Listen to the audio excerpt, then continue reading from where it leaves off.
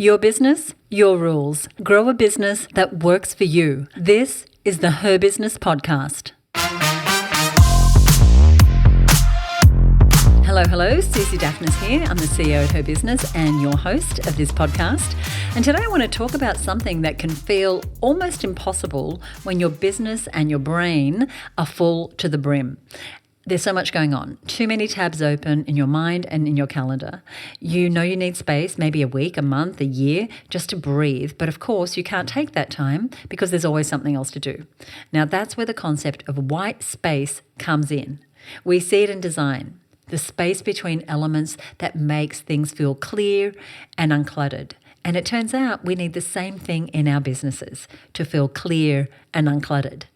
Because white space gives us room to think, to reconnect with our vision, to come back to clarity, which is essential if you want to lead, grow, stay aligned with why we started our business in the first place. And I remember learning this concept many, many years ago, back before I decided that my career would be in events and education. I studied graphic design. I did some graphic design classes and I did some freelance design before starting my first business. And what I learned was that white space is what makes everything more legible and impactful.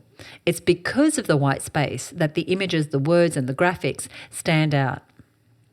And those skills have, been really great for me as I've gone through my business, but they've also mapped across to how I do business. So in business, it does the same. White space, when we're constantly busy, we're responding to emails, we're solving problems, we're jumping from one task to the next, we're stuck in the weeds, we're stuck in the chaos. When there's no space to think beyond the day-to-day, we really need white space. And for women business owners, especially, we juggle so many roles. And so white space feels like a luxury good. Something nice to have, but not necessary. It's something you might push to the bottom of the list, something to tackle once everything's finished. I don't know, does anything ever get finished? Does everything ever get finished? I don't think so. So, which means that you never get the white space. But what I'm telling you today is that white space is not a luxury good. It should be seen as a necessity to running a business, or at least doing so with a clear head on your shoulders. Because when you carve out that white space, you're creating room for high-level thinking. Do you remember the last time you actually dedicated time to that high-level thinking without getting distracted by the smaller, perhaps more urgent tasks? I've had multiple conversations in the last 2 days with women who are in midlife and they've been in business for a number of years, and what they're looking for is more white space, more time to breathe, the power to breathe, the power to really stand in some space where they can think clearly, where they can remodel their business, where they can create a different future than what they've been experiencing. White space is when you can refine your strategy, where you can dream bigger, where you can think about exploring new markets. And it's only in these moments of stillness that new ideas will rise to the surface. And it's in these moments where you finally get enough perspective to pivot, to evolve, to deepen your impact. And perhaps most importantly, white space reconnects you to your why. Because if we're being honest with ourselves, that big why can get lost. I know for me it has. And I keep bringing myself back. And the way I get back to being clear on my why is by giving myself space, because white space gives you time to bring your why back to the forefront again, making it so that your daily work feels more fulfilling. So I want to bust a myth right here, right now. And maybe it's less of a myth than it is, a subconscious thought that we can suffer from. And that is that taking space is selfish, because something along the line, whether it's our culture, our upbringing, or just our human nature, has ingrained in us that our value lies in our ability to be productive. The more productive you are, the more you're worth. The more you get done in the day, the busier you are, the more accomplished you should feel. The more you push yourself, the more deserving you are to reap the rewards. And the idea that productivity is more inherently valuable than creative thinking is rooted in hustle culture, and it's not true. Firstly, can we just talk about worth? Your worth has nothing to do with your bank account or how busy you are or your revenue or the number of followers you have. Your worth is internal. It's knowing that you are a powerful woman with things to say, things to create, and impact to make. That's what your worth is. And my work is to help women see their worth. And your worth is not in burning yourself out. We're going to dive into that in a future episode. But for now, let me get back to the topic. Productivity is necessary. It keeps things moving along. Yes, we value it. We don't want to be faffing around wasting precious time and resources. But is productivity what gives us our unique worth and creates the results we want? Is that what keeps you work and life meaningful? No. Your creativity, your ability to think big are the things that keep things interesting and meaningful. And when I talk about creativity, I mean the act of creation, making something out of nothing. I don't mean artistic creativity, though if you have that, lucky you. So I mean creating, just like you did when you started your business. That was an act of creativity. And creativity is what fuels the innovation in your business. It's what inspires the stronger messaging, the more aligned offers, the becoming a better leader to your team. And your creativity is the root of running your business in the way that you want to run it. It's how you make the rules, right? The tagline for this show is your business, your rules. You can't create a powerful, aligned business that reflects your vision without giving yourself space to imagine and to explore. White space, as I said, is not a luxury. It's a tool. It's a fuel. And my good friend Susan Bradley of Social Sales Girls, she recently was interviewed here on this show. You want to check out episode 323 to get all her goodness. She said to me recently, as business owners, we need more space the more we are growing, but instead we often give ourselves less. And she's speaking to the value of white space. She's an extremely successful business owner. She started and grown and sold multiple businesses. And she incorporates white space into her life. And sometimes incorporating white space means taking yourself away from the day-to-day. And she values that time and space, and that's why she's coming along to the HerBusiness Trailblazers retreat in Greece this year. That space is essential. It makes the filled-in times, the busy times, more powerful, more effective. Because what happens when we don't give ourselves permission to slow down is we get stuck in this go, go, go mode. It's perhaps the most common trap business owners fall into. When you're in this all action, all the time mindset, your creativity gets stifled. Creativity needs white space. Your brain doesn't get the chance to wander, to connect dots, to think beyond the immediate. It's like an artist trying to paint a masterpiece in a dark room, in a room with no light. Sure, the artist might be painting, they're being productive, that's for sure, but is the work inspired? And without thinking about the big picture, is your productivity inspired? Is it strategic? Is it sustainable? Is it moving you towards your dreams? Or is it simply paint scattered ad hoc on a canvas?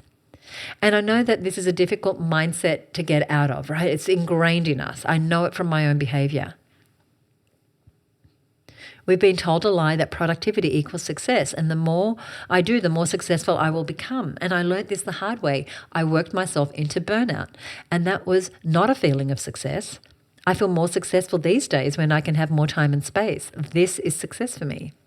So as business owners, we naturally default to doing more rather than thinking differently. But there's a real dark side to this thinking, because over time, that habit trains us to operate from a place of urgency, adrenaline, not a place of creativity. And it becomes exhausting. And if you let that linger, you can even begin to resent your business. It starts to feel like a cage that you've created, a job that you can't quit, rather than a passion-led venture that you once dreamed about. So, great.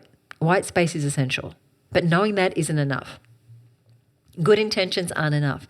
We actually need systems in place that protect our white space. We need structures in place. We need blocked off time and structure that frees up our strategic thinking. It has to be built in, or it'll just get pushed down the list of to-dos. So how do you enforce it? How do we find time? Because finding time is hard when you're busy. I'm busy, you're busy. Finding an extra 10 minutes can feel like a tall order. So it comes down to setting up your structures.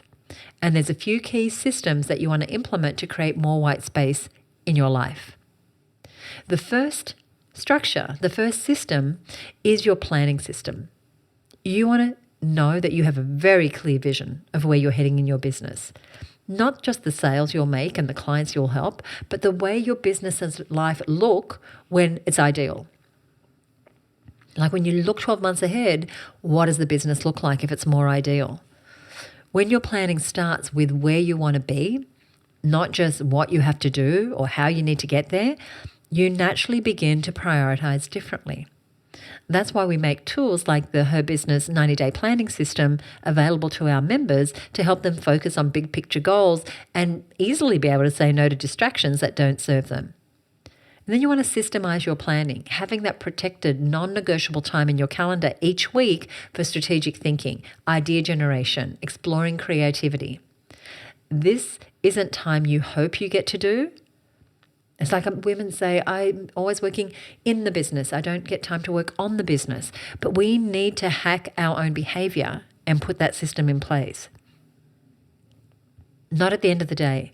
Not something that gets passed over to next week. It's time you defend, you protect it, you fight for it, because you are meeting with your most important client, and that's you. You also can't create white space if you're doing everything yourself. So that means systems of delegation, systems of support, whether that means outsourcing administration, hiring a team member, empowering your existing team. Every task that you can let go of means you create more white space for the work that only you can do, the work that really lights you up.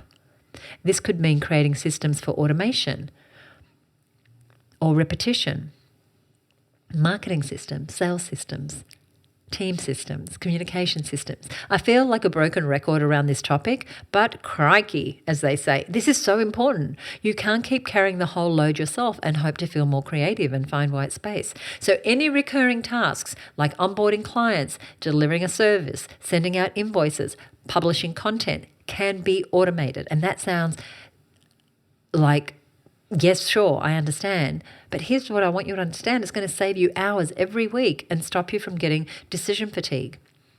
Mental load gets freed. That is white space.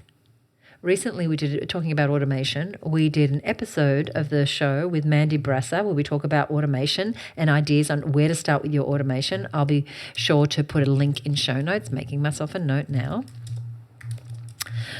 And you want to establish systems that set boundaries around your time. Now, I'm not always the best at this, I have to say, but it's something I keep trying to get better at. And setting boundaries around your time can mean around your email, your meetings, your availability, rather than always being available all the time for everyone. So for me, for example, one of the systems I have around my time is that, when I've been away, we have no commitments for me for the first 3 days because I'm catching up, I'm getting back on a time zone, I'm finding my feet. We also have a week every month that we call a clear week. Now, this is a week where I have no client-facing appointments. So I'm working on the business, I'm working internally. And so they're just a couple of structures that the team knows about, my clients know about, that are just part of how I create white space. So that is that system. I also want to encourage you to have a system for support networks around you, because it's incredible how much energy you get, how much you'll be inspired by others when you support yourself with the right others who value strategy, creativity, sustainability, profitability. So find a community or a network that reinforces the idea that you are allowed to step back and think bigger. It's not all about hustle, hustle, hustle. Right? You don't need to earn your white space. Visionary leaders create white space. This is so important to remember. So you want to make these systems that we've talked about today part of your culture. As I said, when I'm coming back off a trip, 3 days, no meetings. 1 week a month, a clear week for me. No public-facing commitments. And so much is possible when you incorporate white space into your life. Years ago, PJ and I did a weekend away. We went to a little blue house in Hyams Beach on the coast of New South Wales. And that white space was because we were just getting so burnt out. And we rented this little blue house. It's still there now. And we wanted to just look at what we were doing. It was the first time we'd kind of raised our head after being in business for a number of years. And we'd grown to about $300,000 and we were just going as fast as we could. And we knew there was potential in our business, but there was no way we were going to do it because we were just burning out at that point. We took a long weekend to create white space. We dissected the business, what's working, what's not working, what do we love, what don't we love, what team do we need, what team do we not need, what products and services do we want to do, what does ideal look like for our life and our business. Within 2 years of taking that white space, we'd grown from $300,000 a year to over $2 million a year. Now that's real money in the bank results from white space. When I've taken women away on our retreats, that 1 week has paid itself back in multitudes with growth in businesses, changing business models to be more ideal, creating communities, manifesting dream homes, having their best year ever again and again, selling businesses, so much more because they took the time and space to create the next thing. So this is so important. That's why we run our retreats.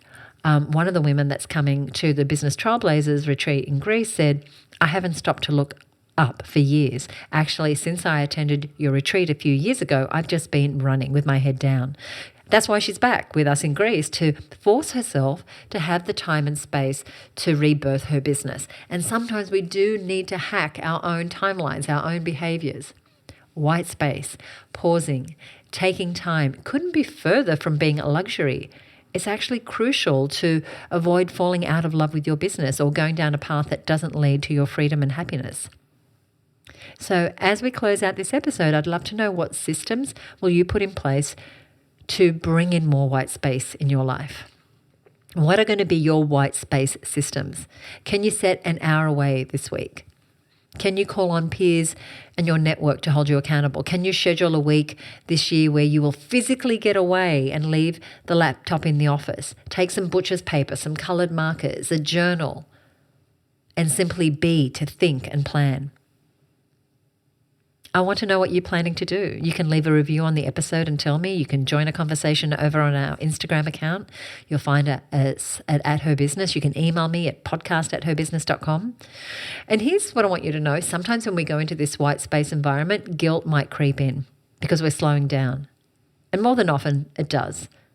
More often than not, it does. It doesn't mean that you're being unproductive or self-indulgent or selfish. Being busy is not the same as being productive anyway. And stillness is not laziness. It's essential. Sitting still with your thoughts is not wasting time. I know for me, I can get fidgety. It's like, what am I doing here? I could be writing an email. I could be checking my social media, right? So we have to kind of keep training ourselves to knowing that white space matters. Your business, your rules. Remember, you get to decide how to grow a business that works for you. No one else can do that for you. So if you struggle with that guilt that goes with that stillness, know that you are not alone. And I've seen women in every industry, every size, every personality struggle with it. It is normal, but it doesn't have to be your normal. So I encourage you to find places that foster your creativity and encourage that white space. And so many business organizations, because I've been part of them, they're all about hustle and grow and fast growth, etc. But having other women business owners around you who are dedicated to white space, to creating, what a gift is that? That's what we're committed to inside of HerBusiness. Balancing the get stuff done with time for strategic thinking. It's why 4 times a year we spend half a day creating our next quarter, thinking on, what do I want my money to look like? What do I want my marketing to look like? What personal development goals do I have for this period? If you're interested in joining us inside of HerBusiness, head over to herbusinessnetwork.com. Now, the way we work is you have to apply. There's an application process, and within 72 hours, we get back to you and we let you know if we think that we can satisfy your business needs and if we feel like we're a good fit for each other. But if you're looking for a community of incredible women business owners who are achieving great things, making profits, creating businesses they love, then you will be right at home. So that's herbusinessnetwork.com. One of our members is the gorgeous Kirsty Smith. She has an incredible business called virtualelves.com.au is her website. And they're an Australian agency that connects businesses of all types with top-tier virtual assistants. And this really takes the onus off us of being busy, and allows us to grow our business while team members handle the rest. And these are virtual staff members. So a great alternative, especially if you're just looking to fill part-time roles or you're just starting to build their team or you've got a limited budget, you can really work with Christy to find the sort of arrangement that's best for you.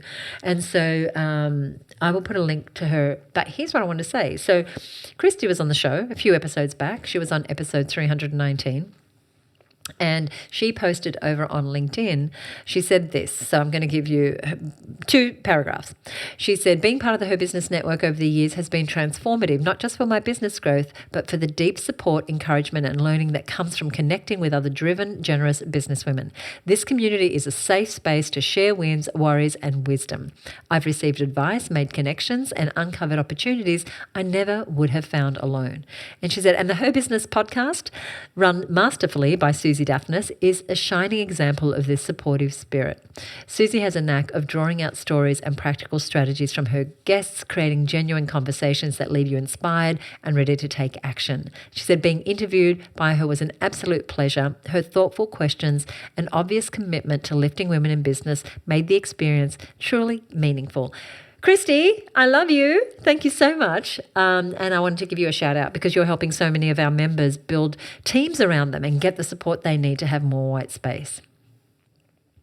If you enjoyed this episode, we would love it if you would leave us a rating, a review on Apple Podcasts, or you can shoot me a direct message on Instagram.